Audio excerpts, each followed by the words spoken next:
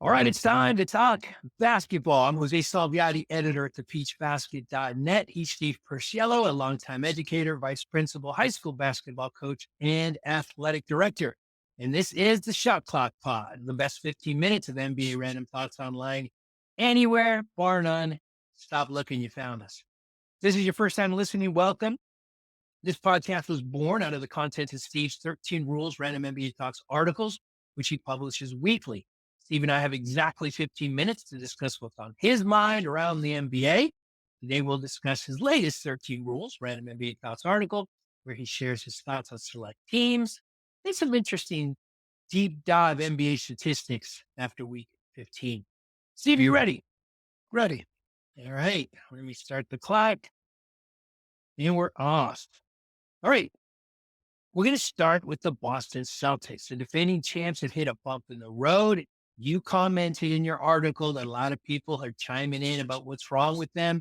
I want to give you an opportunity, like you did in your article, to elaborate a little bit. Can you break this down, encapsulate it down to one thing? What's wrong in Well, Boston? I don't think it's one thing. There's a group of things, but let me just start by saying last week I commented that three guys played in the Olympics after winning a championship, Right. so they were playing through July, and I think they're worn down. The only guy that's having a better year than last year on this team is Peyton Pritchard.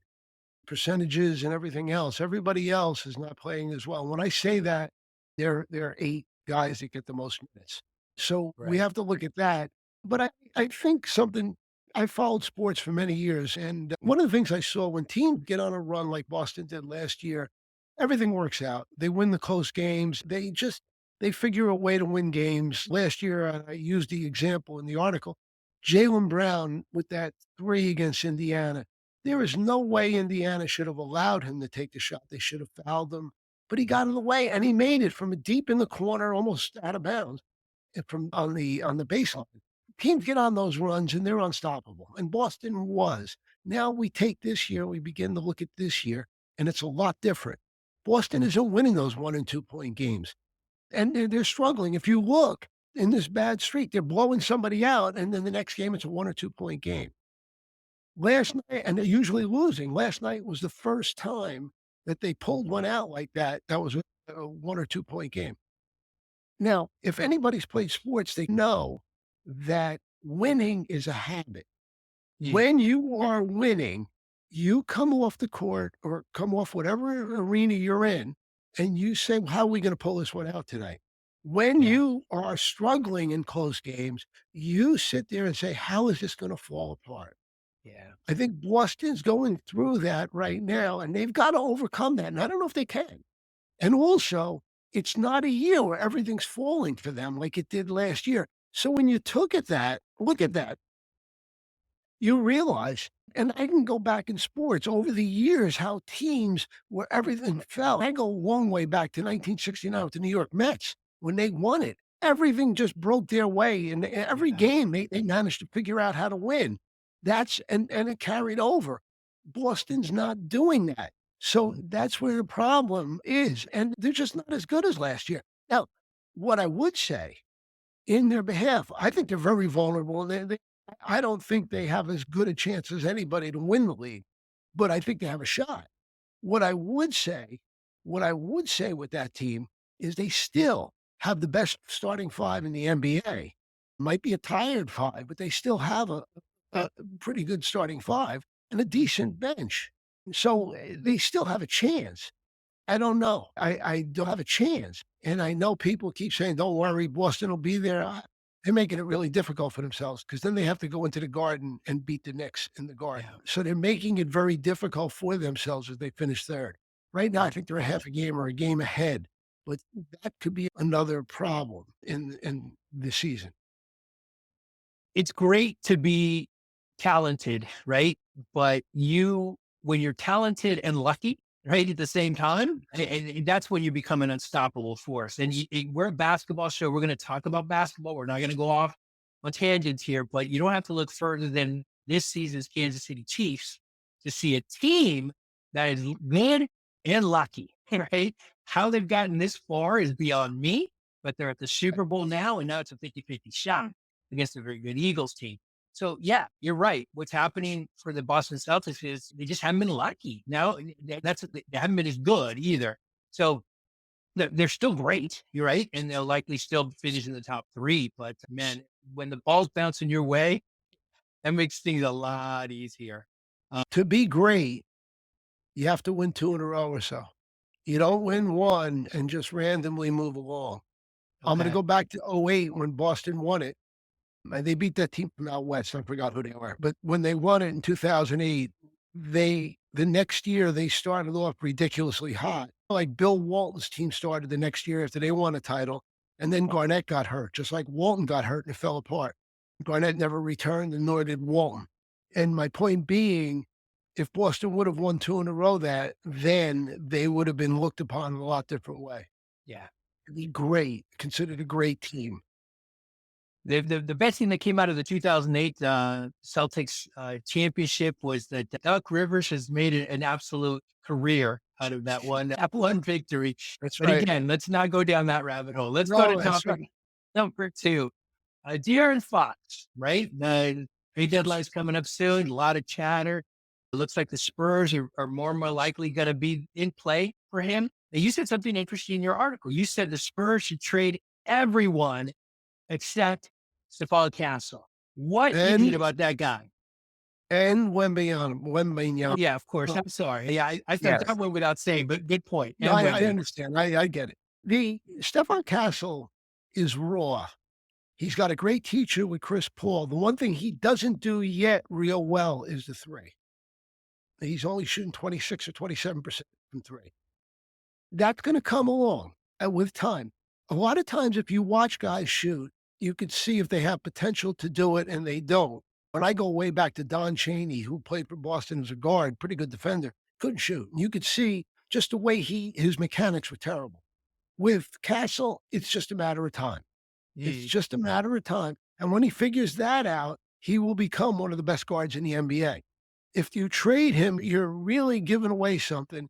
And what if you don't? You've got the makings. If you get the Aaron Fox, you've got the makings of a nice big 3, and you can really be in business. Don't forget Castle and Wembanyama, pretty good defenders. Wembanyama's going to win the Defender of the Year this year. So think about that, and all of a sudden, you've got a nice little nucleus there, and you can win. Right now, they've got some decent talent around them, Keldon Johnson, Vassell, and Sohan, and people like that. They're nice players, and there's a few yeah. others, but, I'd trade any of them to get my hands on De'Aaron Fox, and don't forget, Sacramento really, by this becoming public, they're behind the 8 ball. They've got a year and a half to make the trade because he's not signing with them, but that's not gonna help his value. And that value, if nothing happens at the deadline, that value will go down in the summer because it's only 1 year you're getting at him. Yeah. Best time of the year for NBA fans.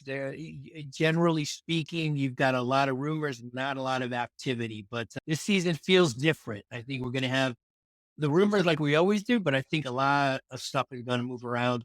Garrett Fox likely being one of them. Of course, Jimmy Butler and others. Let's move on to another young guy that you called out who just not too long ago, this past week, hit a big shot against the Boston Celtics. Amin Thompson has been spectacular in his rookie season, 22-year-old for the Houston Rockets.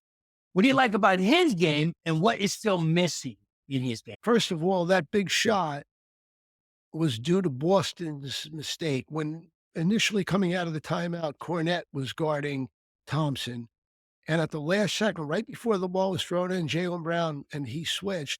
And Brown came out, but was by the time he got there, Thompson was able to beat him to the basket. He got there late. Yeah. And Thompson pulled up for that 10-footer or 5-footer. But putting that aside, A, pretty good defender, can jump and he can play at a very high pace. Those are hard to find, and he is athletic, the most athletic guy right now in the league, I believe. The one thing he can't do yet, and like Stefan Castle, Right. he can't shoot the 3. But again, 22 years old, 2nd year in the league, it's gonna get better. It's going to get better, and when he does, and he becomes a viable threat there, look out, because now it gets really difficult to guard him Right now, teams are backing off against him, letting him shoot it and try to take away the dribble drive. And he's still successful. He's great on a fast break, but he will be more successful if he starts making the three. And all he needs to do is get it over 33%, and he becomes a legit threat. So it's just a matter of time. Now, the other thing that's fascinating to me, Houston has got a whole bunch of not as good as him, but young players that are very good, and they are set up. They can make a deal and get a proven player, and look out, they're good. And by the way, I'm gonna hit myself on the chest.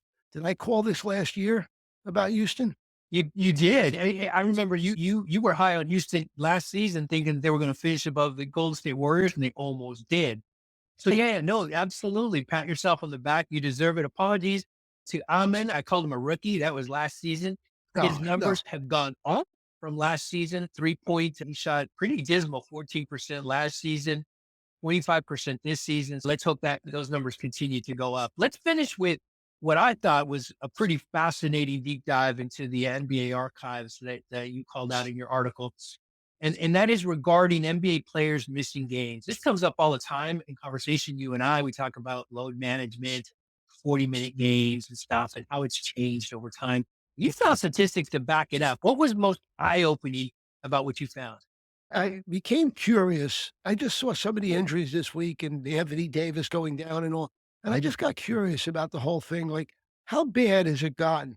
And I found something. I saw a bunch of different things, but I saw that the NBA stars, and I think they called them all stars or whatever, max money, whatever. But and the percentage of injury, how many games each year they sat out. And Right. it started at 10% in the '80s, and by now it's well over 20, it's 23%. Yep. And I started thinking about that. And I said, "Well, wait a minute." First thing, and I didn't really mention this, but if you think about the NBA, the scheduling, they have made many steps to fix it. Nobody plays. They do because the Los Angeles Fires, the Clippers are doing it, but you don't play, schedule doesn't play 4 games in 5 nights, which was common in the NBA before. The Right. NBA also, every team's got a nutritionist. Every team has got medical staff. Right. Every team, technology with injuries is way beyond what it was. Travel, it's all charter. Teams own planes and they fly out. Back Right. in the day, in the '80s and '90s, people waited at the airport for their flight. The teams Isn't that took wild? flights. Yeah.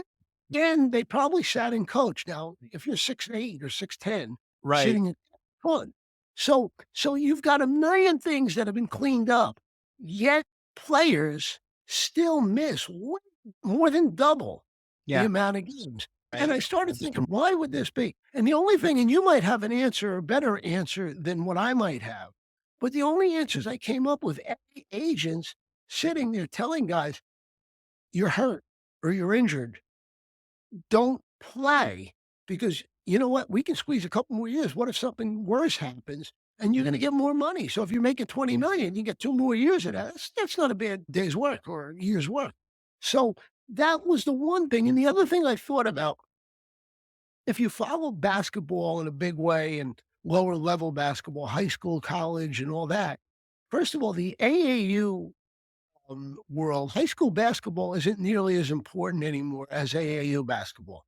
And those guys play tournaments where they're playing a couple games a day. They all know each other. By the time they get to college, they've all played against each other in AAU tournaments, and they're playing a lot more basketball. Obviously, it's going to break the body down. Yeah. And by the time these guys get to the NBA, they're all hurting. The other thing I didn't go deep into, and think about this, 30-year-olds in the NBA, that's becoming a situation where you're old. In other sports, 30-year-olds are just around your peak. But Mm. when you start looking at guys like Kyrie Irving, who his body is small and he gets beat up, by the time he was 30, he was always missing a lot of games, but he really, and there's a lot of Brad Beal is the poster boy for this. Mhm. He played all the time, and then in the last 5, 6 years, he doesn't play. That would be the next thing to look in, but what I'm trying to figure out what has happened to change this. Yeah. Any answers? I'm I, asking you. Any I, answers? Come on. you know what? Who knows? Right? Let me. You heard the timer, but this is a fascinating topic. Let's go a little overtime Yeah. here. Let me rattle off the numbers that you found. Star players in the 80s missed on average 10.4 games. In the 90s, 10.6, still a slight increase. In the 2000s, 13.9. Then in the 2010s, 17.5. And now, like you said, 23.9, 24%. So it's an undeniable move in, I don't know, wrong direction, but in a direction. When I read what you wrote, yeah, you follow the money, man. I think you're right. I think at the end of the day, agents have got a lot riding on this. Players have got a lot riding on this. It's like when you've got $10 invested and you're getting 3%, you don't care. When you got $10 million and you get 3%, now you care. Now you care what happens. You want that 3.1. You want that 3.2. And so every little bit matters. And I can't help but think at the end of the day, you follow the money. And it's people telling players, listen, man, you could squeeze out another season. You just rest a little bit. Wrong or indifferent, I think that's got to be it because the numbers don't lie. The numbers are increasing. And what's really interesting is you get the 19-year-old coming into the NBA and you look at his body and it needs work, meaning he needs to mature physically and Mhm. also through the weight room.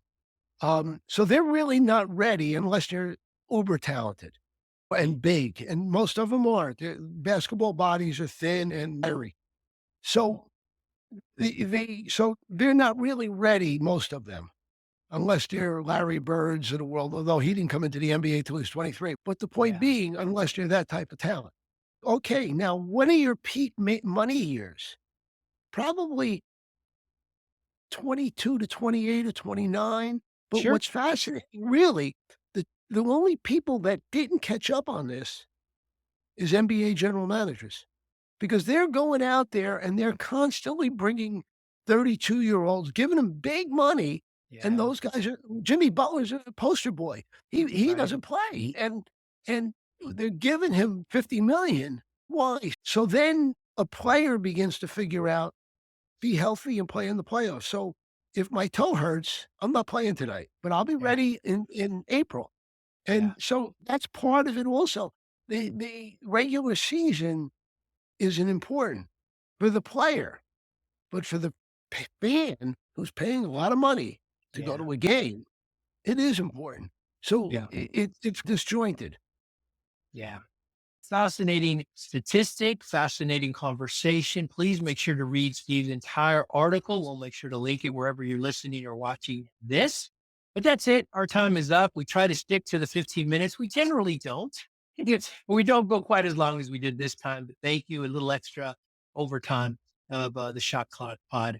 Again, make sure to read Steve's entire 13 Rules Random NBA Thoughts article. We'll link that below for more thoughts after week 15 of the 2024-25 NBA season. And as always, please consider subscribing, liking, commenting. All of that stuff matters, and we appreciate it very much. Join us next week on the Shot Clock Pod, the best 15 minutes of random NBA thoughts online anywhere. We'll talk next week. Thanks, Steve. Take care.